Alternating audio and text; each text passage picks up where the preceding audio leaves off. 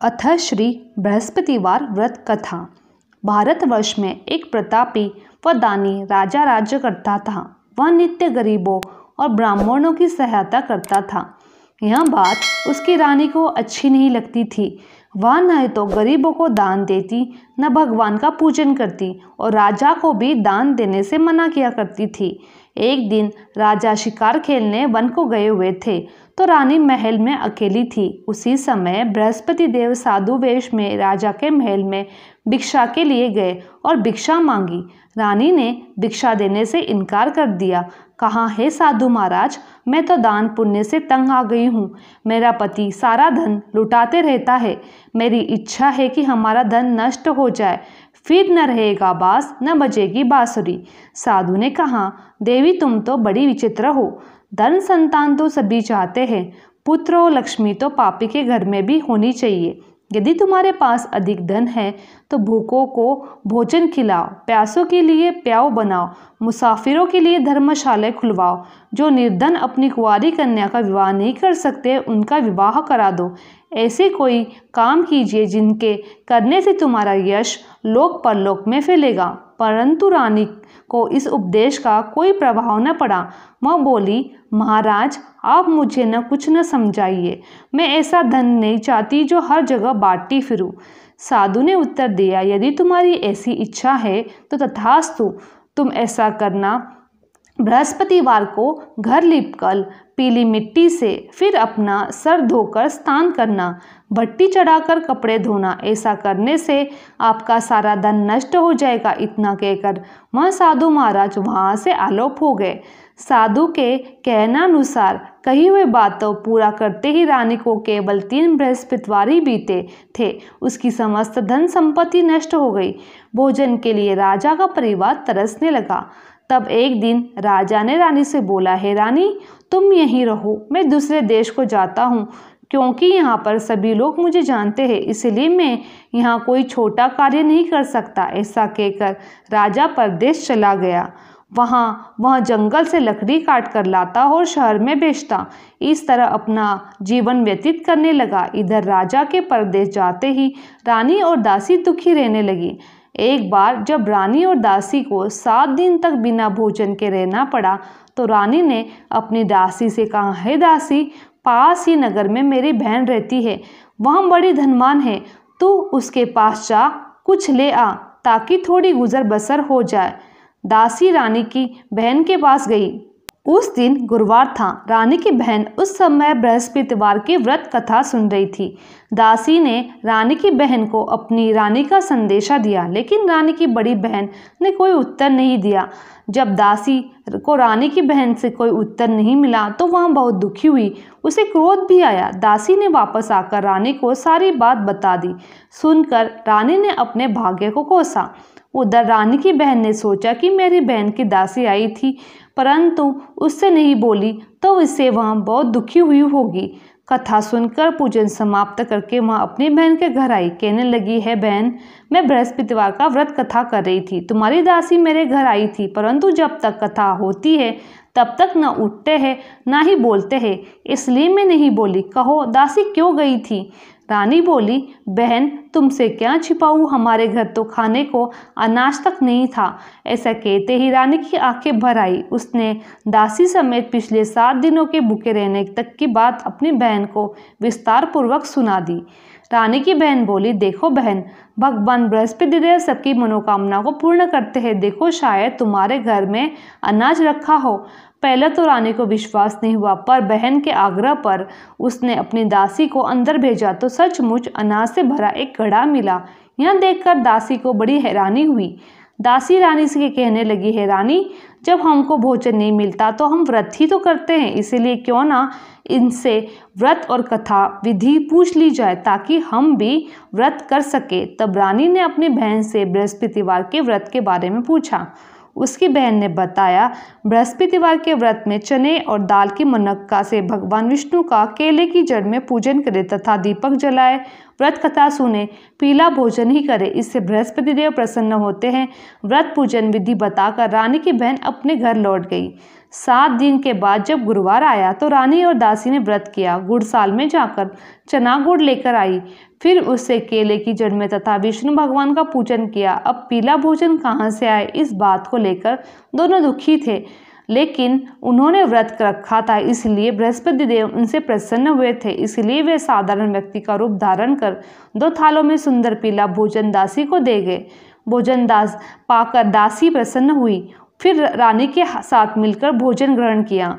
उसके बाद सभी गुरुवार का व्रत किया और पूजन करने लगी। बृहस्पति भगवान की कृपा से उनके पास फिर धन संपत्ति आ गई, परंतु रानी फिर से पहले की तरह आलस्य करने लगी। तब दासी बोली, देखो रानी, तुम पहले भी इस प्रकार आलस्य करती थी, तुम्हें धन रखने में कष्ट होता था, इस कारण सभी धन नष्ट हो गया। अब जब भगवान बृहस्पति की कृपा से धन मिला है तो तुम फिर से आलस्य कर रही हो। रानी को समझाते हुए दासी कहती है कि बड़ी मुसीबतों के बाद हमने धन पाया है, इसलिए हमें दान पुण्य करना चाहिए, भूखे मनुष्यों को भोजन कराना चाहिए और धन शुभ कार्यों में खर्च करना चाहिए, जिससे तुम्हारा कुल का यश बढ़ेगा, स्वर्ग की प्राप्ति होगी, पितृ प्रसन्न होंगे। दासी की बात मानकर रानी अपना धन शुभ कार्यों में खर्च करने लगी, जिससे पूरे नगर में उसका यश फैलने लगा। एक दिन राजा दुखी होकर जंगल में एक पेड़ के नीचे आसन जमाकर बैठ गया। वह अपनी दशा को याद करके व्याकुल होने लगा। बृहस्पतिवार का दिन था। एकाएक उसने देखा कि निर्जल वन में एक साधु प्रकट हुए। वह साधु वेश में स्वयं बृहस्पति देवता थे। लकड़हारे के सामने आकर बोले, हे लकड़हारे, इस सुनसान जंगल में तू चिंता मग्न क्यों बैठा है? लकड़हारा ने दोनों हाथ जोड़कर प्रणाम किया। उत्तर दिया, महात्मा जी, आप सब कुछ जानते हो, मैं क्या कहूँ? यह कहकर रोने लगा। साधु को अपनी आत्मकथा सुनाई। महात्मा जी ने कहा, तुम्हारी स्त्री ने बृहस्पति भगवान का निरादर किया था, जिसके कारण रुष्ट होकर उन्होंने तुम्हारी यह दशा कर दी है। अब तुम चिंता दूर करके अपने कहने पर चलो, तुम्हारा सब कष्ट दूर हो जाएगा। भगवान पहले से भी अधिक संपत्ति देंगे। तुम बृहस्पति के दिन कथा किया करो। 2 पैसे से चना मुनक्का लाकर उसका प्रसाद बनाओ। शुद्ध जल से लोटे चक्कर मिलाकर अमृत तैयार करो। कथा के पश्चात अपने सारे परिवार और सुनने वाले प्रेमियों में अमृत प्रसाद बांटकर आप भी ग्रहण करो। ऐसा करने से भगवान तुम्हारी सभी मनोकामनाएं पूरी करेंगे। साधु के ऐसे वचन सुनकर लकड़हारा बोला, है प्रभु, मुझे लकड़ी बेचकर इतना पैसा नहीं मिलता जिससे भोजन के उपरांत कुछ बचा सकूं। मैंने रात्रि में अपनी स्त्री को व्याकुल देखा, मेरे पास कुछ भी नहीं जिससे मैं उसकी खबर मंगा सकूं। साधु ने कहा, हे लकड़हारे, तुम किसी बात की चिंता मत करो। बृहस्पति के दिन तुम रोजाना की तरह लकड़ियां लेकर शहर को जाओ। तुम्हें रोज से दुगुना धन प्राप्त होगा, जिससे तुम भली भांति भोजन कर लोगे तथा बृहस्पति देव की पूजा का सामान भी ले आओगे। इतना कहकर साधु अंतर्धान हो गए।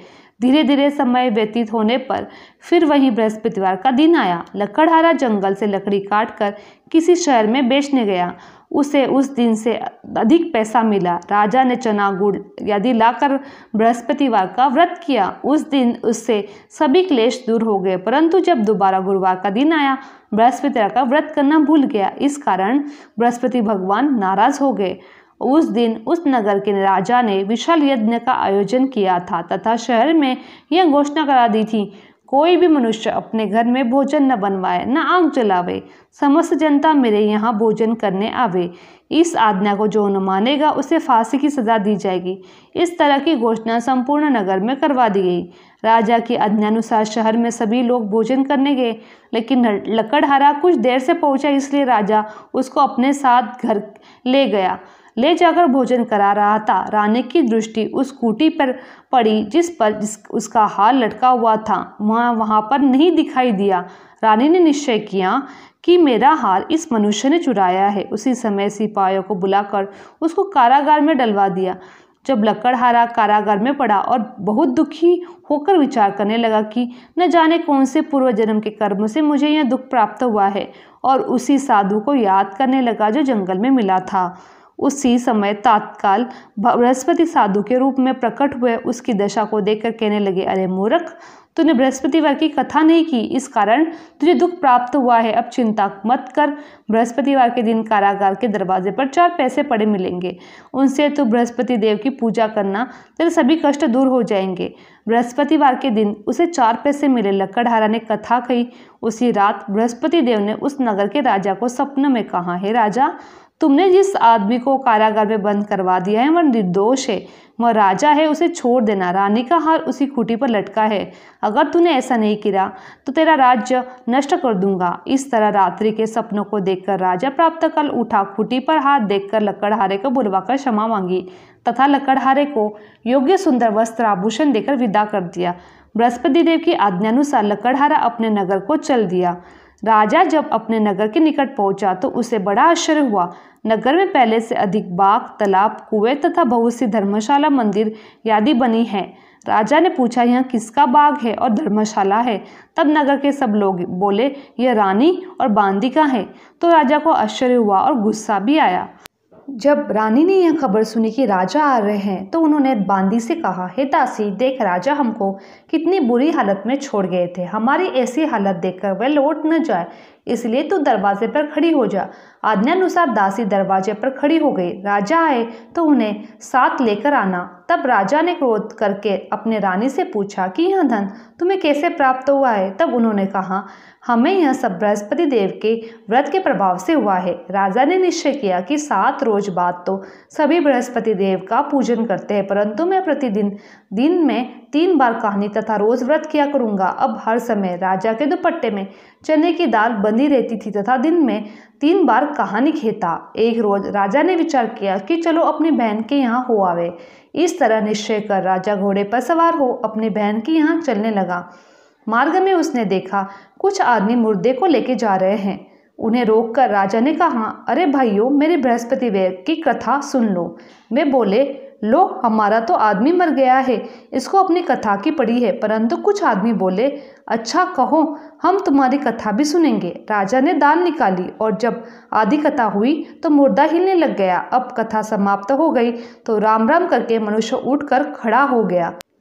आगे मार्ग में उसे एक किसान खेत में हल चलाता मिला। राजा ने उसे देख उसे बोला, अरे भाई, तुम मेरी बृहस्पतिवार की कथा सुन लो। किसान बोला, जब तक मैं तेरी कथा सुनूंगा तब तक 4 हर्रिये जोत लूंगा, जो अपनी कथा किसी और को सुनाना। इस तरह राजा आगे चलने लगा। राजा के हटते ही बैल पछाड़ खाकर गिर गए तथा किसान के पेट में बड़ी जोरदार दर्द होने लगा। उस समय उसकी माँ रोटी लेकर आई। जब वह उसने देखा कि अपने पुत्र से सब हाल पूछा और बेटे ने सभी हाल कह दिया। बुढ़िया दौड़ी दौड़ी उस घोड़सवार के पास आई और उसे बोली कि मैं तेरी कथा सुनूंगी, तू अपनी कथा मेरे खेत में चढ़कर कहना। राजा ने बुढ़िया के खेत में जाकर कथा कही, जिसे सुनते ही वह बैल उठकर खड़े हो गए तथा किसान के पेट का दर्द भी बंद हो गया। राजा अपनी बहन के घर पहुंचा। बहन ने भाई की खूब मेहमानी की। दूसरे रोज प्रातःकाल राजा जगा तो वह देखने लगा कि सब लोग भोजन कर रहे हैं। राजा ने अपनी बहन से कहा, ऐसा कोई मनुष्य नहीं है जिसने भोजन नहीं किया हो, मेरी बृहस्पतिवार की कथा सुन ले। बहन बोली, है भैया, यह देश ऐसा ही है, पहले यहाँ लोग भोजन करते हैं, बाद में अन्न काम करते हैं। अगर कोई पड़ोस में हो तो देख आती हूँ। वह ऐसा कहकर देखने चली गई, परंतु ऐसा कोई व्यक्ति नहीं मिला जिसने भोजन न किया हो। अंत वह एक कुमार के घर गई जिसका लड़का बीमार था। उसे मालूम हुआ कि उनके यहाँ 3 रोज किसी ने भोजन नहीं किया। रानी ने अपने भाई की कथा सुनने के लिए कुमार से कहा। वह तैयार हो गया। राजा ने जाकर बृहस्पतिवार की कथा कही, जिससे सुनकर उसका लड़का ठीक हो गया। अब तो राजा की प्रशंसा होने लगी। एक रोज राजा ने अपनी बहन से कहा, बहन, हम घर जाएंगे, तुम भी तैयार हो जाओ। राजा की बहन ने अपनी सास से कहा। सास ने कहा, चली जाओ, परंतु लड़कों को मत लेकर जाना, क्योंकि तेरे भाई की कोई औलाद नहीं है। बहन ने अपने भाई से कहा, हे भाई, मैं तो चलूंगी, पर कोई बालक नहीं चलेगा। राजा बोला, जब कोई बालक नहीं चलेगा तो तुम क्या करोगी? बड़े दुखी मन से राजा अपने नगर की ओर लौट गया। राजा ने अपनी रानी से कहा, हम निरवंशी हैं, हमारा मुंह देखने का धर्म नहीं है और कुछ भोजन आदि नहीं किया। रानी बोली, हे प्रभु, बृहस्पति देव ने हमें सब कुछ दिया है, हमें औलाद अवश्य देंगे। उसी रात बृहस्पति देव ने राजा के स्वप्न में कहा, हे राजा, उठ, सभी सोच को त्याग दे, तेरी रानी गर्भ से है। राजा को यह बात सुनकर बड़ी खुशी हुई। 9वें महीने उसके गर्भ में एक सुंदर पुत्र पैदा हुआ। तब राजा ने रानी से बोला, स्त्री बिना भोजन के रह सकती है पर कहे बिना नहीं। जब मेरी बहन आवे तुम उसे कुछ मत कहना। रानी ने सुनकर हाँ कर दी। जब राजा की बहन यह समाचार सुनकर बड़ी खुश हुई तथा बधाई लेकर अपने भाई के यहाँ आई, तभी रानी ने कहा, घोड़ा चढ़कर तो नहीं आई, गधा चढ़ी आई। राजा की बहन बोली, भाभी मैं इस प्रकार न कहती तो तुम्हें औलाद कैसे मिलती। बृहस्पति देव ऐसे ही है, जैसे जिसके मन में कामना है सभी को पूर्ण करते हैं। जो सद्भावना से बृहस्पतिवार का व्रत करता है एवं कथा पढ़ता है अथवा सुनता है, दूसरों को सुनाता है, बृहस्पति देव उसकी सभी मनोकामनाएं पूर्ण करते हैं। भगवान बृहस्पति देव उसकी सदैव रक्षा करते हैं। संसार में जो मनुष्य सद्भाव से भगवान जी की पूजन व्रत सच्चे हृदय से करते हैं तो उनकी सभी मनोकामनाएं पूर्ण करते हैं।